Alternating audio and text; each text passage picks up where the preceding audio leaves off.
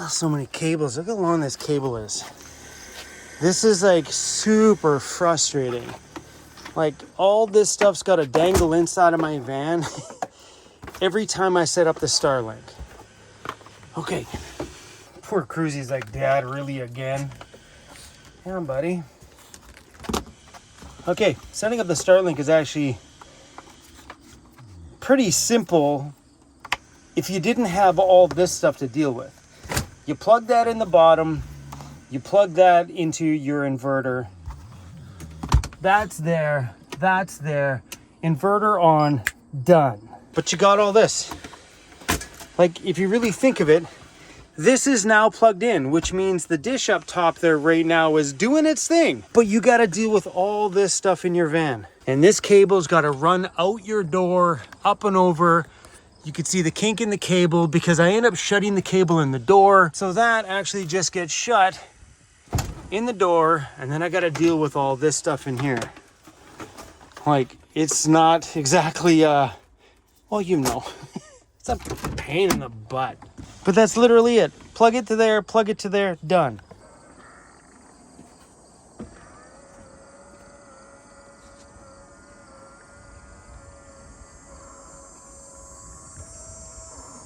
Oh, I was totally wrong. North is that way. Not that way. But all this stuff is crazy. Like, can they not just make this with like a shorter cable? Like, they only make them in two lengths, 75 feet and 150 feet. But us van dwellers or RVers have to deal with all this cable. When I am mounting mine up here, because when you mount it higher, it'll cross as many trees that would be a little lower. So if your thing was on the ground, it would need much lower trees, where if you can get that dish higher, AKA on the top of your vehicle, makes those tree lines really not make really that much of a difference. You know, it opens up the areas that you can actually throw the Starlink in. But dealing with all this inside really sucks. There has to be a solve for this super long cable situation, because this is getting pretty annoying. What's up, crew? My meeting time is so good. I want to know if anybody in here can solve a big problem I have. Hi. That way. We can cut up some cable. I need your help, sir. We can cut some cable. So here's the problem. That comes through here and I gotta shut my door. And then we have to live with all this stuff. Just lives in my home the whole time that it's in here. I thought it'd be awesome if we could somehow put it so I can plug it in up there, and then we'll just wire this permanently in here. That way I just flick on my inverter, turns that thing on, and all I gotta do is take a little baby cable and the dish, plug it in up there, that's it. Easy peasy is what you want. Yeah. What is this cable? I have no idea. A gray one. It's gray cable, he says. It says Cat 5E patch cable. We can cut that. We can put some ends on that. You wanna do that? Yeah, let's do that. Let's do that right now. It's all good. All right. Part one. And the big part. Funny thing is, the biggest part is not the dish. The thoughts I'm having right now are, I mean, he can deal with the cable stuff because I am clueless. But in order to pass that through the roof, we would need to permanently mount this up top. And I pondered when I got back to the shop to build some unique thing that kind of connects this from one side of one roof bar rack to the other. But then I was mounting some GoPros the other day, and this little GoPro has a magnet mount. And it's like, you can pull the table with this whole thing. Like that thing's super connected. So I went on to Amazon and I found 4 of these with a large bolt coming through here that should be able to go through these little things on the bottom, putting 4 magnets on all 4 corners, so I can go put it up on the roof, just go, and it stays. It should stay like this. I don't need this to stay hard because I'm not driving with it on there. It just needs to be able to withstand some wind. And I've put this thing through the wind before with this just being wedged under my solar panel. So let me show you that. So every time I mount this thing, this just goes up here, and then I wedge it under the solar panel, and that's it. It's got no mounts, no nothing. This isn't secure to anything. And I leave the Starlink dish up there, and it stayed. We've been in some serious windstorms, and it stayed there. So what I plan on doing this time is putting the magnets underneath here, putting it in the same position, but locking it to the roof this time. That way, anytime I want to put the Starlink up, all I got to take is the Starlink, pop it in there, and hopefully just plug it in here somewhere. So fingers crossed today that this little experiment's gonna work. So on the bottom of the Starlink dish, it's got this little groove here where that plug just simply slides into. Just slides in right there, and it's locked itself in. Once this goes on there, it locks that thing in so it can't come out. It's fairly simple. So what's your plan here, big guy? Well, this is a weird connector, so I don't want to screw with that. So I think we'll try cutting your cable, but we'll leave it way too long for a test to see if we can shorten it up.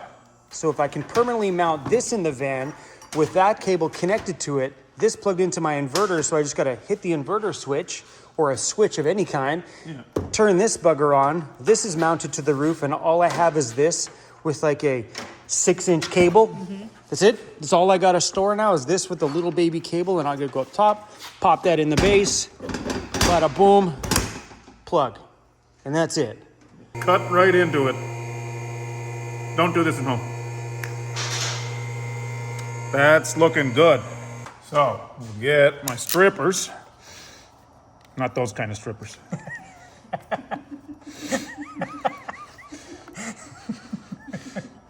There's some shielding, which matters on really long cable runs, less so when it's nice and short. 4 nice little pairs of wire.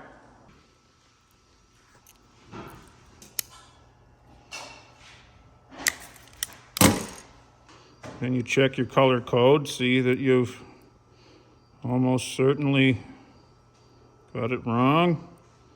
Oh, we didn't. It's right. See, they got the cheat sheet here.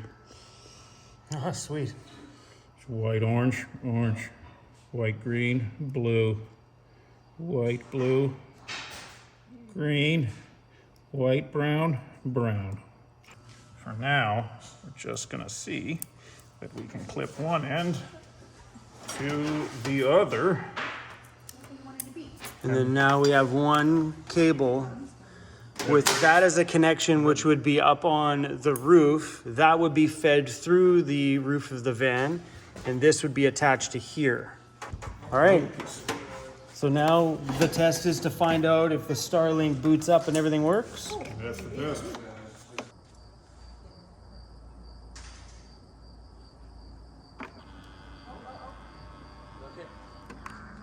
It moved. It moved. Oh, it's turning. Let's go, baby. Let's go. So 95, so it's getting 100, 95, 98. That's on the download. Oh, there we go. Getting 10, 8, 7. That's about average. I wouldn't mind that. It's not ugly. It's not sexy either, but because I think from the outside, that's not obnoxious. It actually looks not too bad. I don't know where else to put it. So another thing that was suggested was to just hide it. Meaning take this thing, shove it in the hole. Obviously wires would go out that way, and forget the Starlink's even there. I'm a little bit worried about that one myself, because for me, my brain's like, I need to see it. I would get better connection that way. But because he has a fair amount of experience with Wi-Fi, he said that will cause me no hiccups. And I know me saying this is going to spark a bunch of you people going, no, Chrome, he is right. Stop being like that. You can totally stick it in there. It's not really going to make that much of a difference. There is a hole on this side.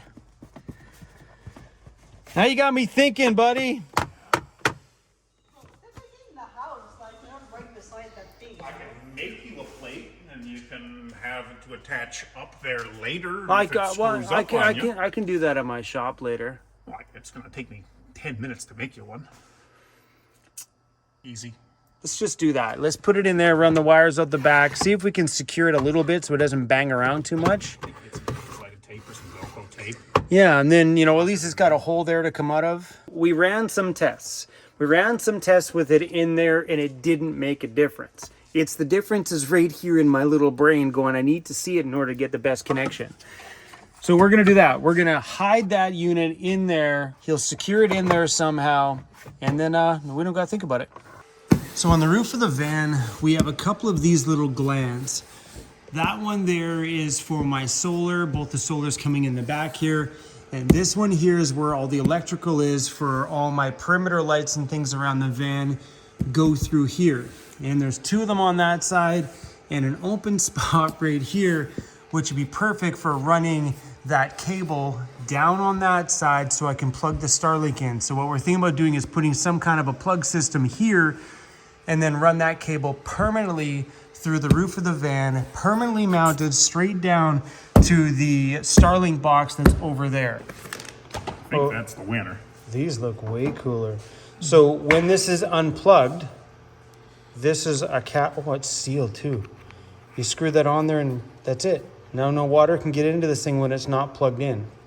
So what happens when this is unplugged and the cable's plugged in there? How do we waterproof it when it's screwed in? One of these. Oh no, what? Shut up, this is perfect. So the cable will go through here, the plug will be on this side, you plug it in, that slides forward, seals on there, that way when it's plugged in, it's pretty much weatherproof, and then when you unplug it to take the dish back to the vehicle, you just pop the cap on the other end. Bro, now you're talking. I think that one's the winner, eh? Dude, this is way better than the other option And the that big we had. coupler I had? Yeah, this thing is like, because when you unscrew this thing, what happens to the end? It just stays there. Well, you need to have more than one so you could keep a cap loose. Oh, you'd have to put a second one on there just, oh yeah, no, this is way cooler. It's a little smaller, too. So then, oh yeah, nicer. So then on here, you would just attach this to like a little bracket plate. Yeah, it even has a little, there's a little nut here. So it, oh yeah, this is where you see all the dirt. That, my friends, is one dusty pair of underwear. Babe, bringing sexy back. Under the bottom side of my cabinets is a majority of my electrical wire that's running down here to the back. It's all done that way for repairability. So if I ever need access to a cable, it's right there. Or if I need to run a new cable, super easy, just pull out the bottom drawers and we have an easy feed of running new cables towards the back of the van. We good? We're good. This is nuts. Just a little hole in your van, Tom. I know. I always dread drilling holes.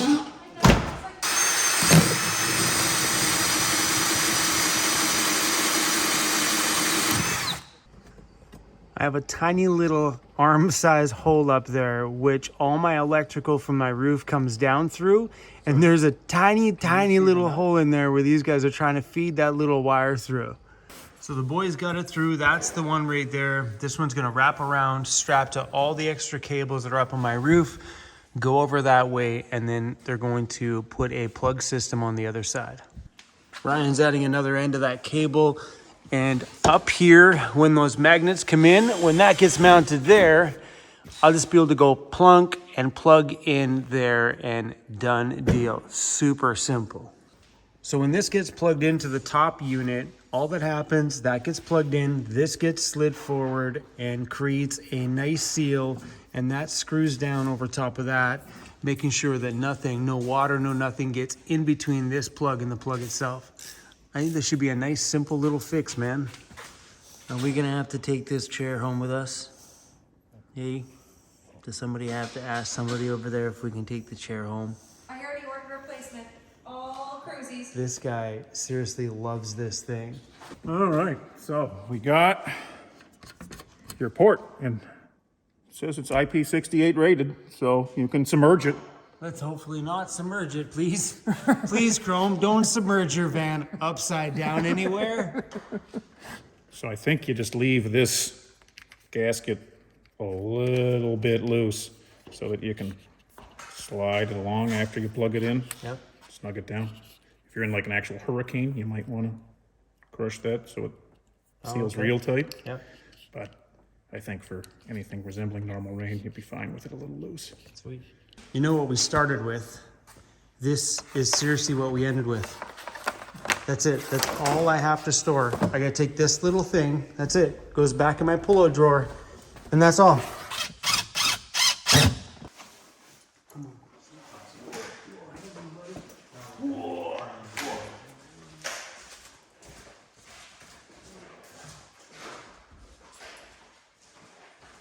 All right, boys, thank you for everything. Now I'm gonna go outside and plug in that Starlink and see how easy it is. Woo, so excited. Bada boom, popped in there. This cable here goes underneath. And right here is a little cap. You unscrew the waterproof cap and bada boom, she's in there. And to make this waterproof, this slides over top, tightens up, and bada boom, Starlink is now connected.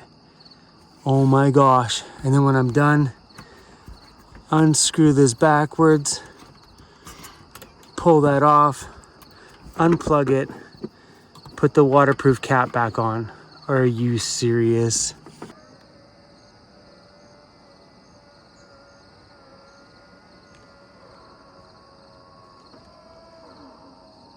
There's no wire coming in the door, no piles of wire inside of my van.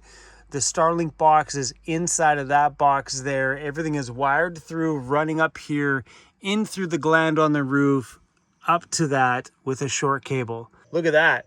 Come on, upload. What you got? What you got? Whoo! So now all I got to do now is remember to take that thing off the top of my van and don't drive away with it on there. So what I'm going to do with that is I might attach something to the Starlink dish in the back. That way when I put it up top, I take the clamp out, put the clamp on my steering wheel in the front. That way every time I get in the front seat and see the little thing attached to my steering wheel, I'm like, oh yeah, the dish is on the roof. Because the last thing I want to do is to drive down the road with that thing up there and lose it or break it or something like that. So I may just throw a little reminder clip on my dashboard. Rainer actually gave me that idea, which I think is absolutely great, because without any of the wires sitting inside of my van like they were always before, I'm gonna forget about it up there. And I do know that for sure. But now you guys know that there is a solve to make Starlink a little bit more permanent inside of your vehicle. That doesn't mean that my Starlink dish wasn't super convenient before. Now it just means it's a little bit less fuss. Was it a deal breaker that I had to deal with all that cable? Absolutely not. Because I could go out to the backcountry and have full Wi-Fi access. To me, that's the game changer, no matter how much fuss there was putting that dish up there sometimes. It was only a small amount of fuss, wasn't a huge big deal. But having internet in very remote locations like that, I could have taken 5 minutes of headache and hassle and it wouldn't have bothered me one bit.